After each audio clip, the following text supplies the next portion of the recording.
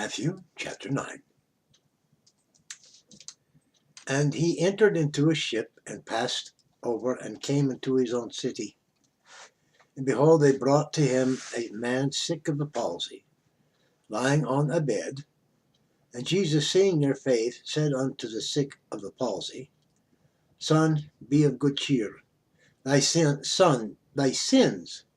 be forgiven thee. And behold, certain of the scribes said within themselves, This man blasphemeth. And Jesus, knowing their thoughts, said, Wherefore think ye evil in your hearts?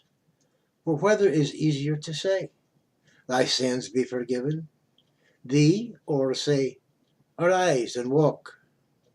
But that ye may know that the Son of Man hath power on earth to forgive sins. Then saith he to the sick of the palsy, Arise, take up thy bed, and go into thine house. And he arose and departed to his house. But when the multitude saw it, they marveled and glorified God, which had given such power unto men. And as Jesus passed forth from thence, he saw a man named Matthew sitting at the receipt of custom. And he saith unto him, Follow me. And he arose and followed him. And it came to pass, as Jesus sat at meat in the house, behold, many publicans and sinners came and sat down with him and his disciples. And when the Pharisees saw it, they said unto his disciples, Why eateth your master with publicans and sinners?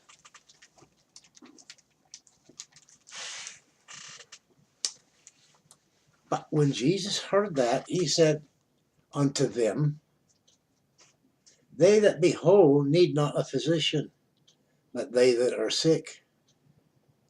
But go ye and learn what that meaneth. I will have mercy and not sacrifice. For I am not come to call the righteous, but sinners to repentance.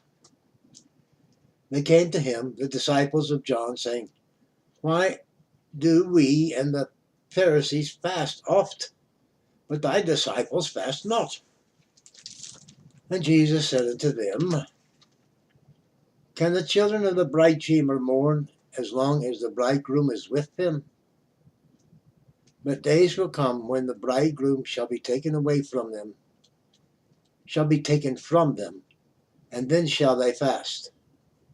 No man putteth a piece of new cloth unto an old garment, for that which is not in to fill it up taketh from the garment, and the rent is made worse. Neither do men put new wine in old bottles, else the bottles break, and the wine runneth out, and the bottle perish. But they put new wine into new bottles, and both are preserved.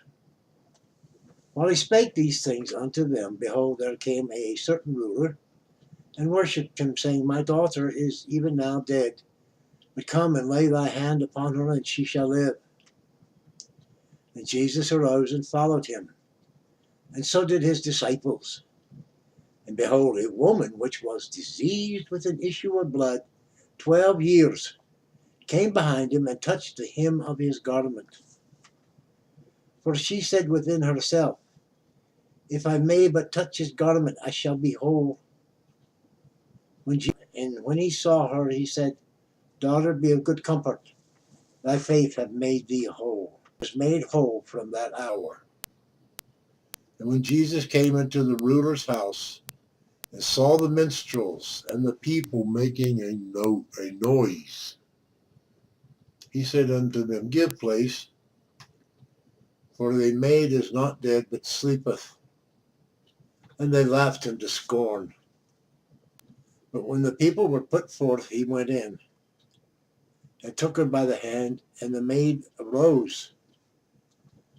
And the fame thereof went abroad into all the land. And when Jesus departed thence, 2 blind men followed him, crying and saying, Thou Son of David, have mercy on us.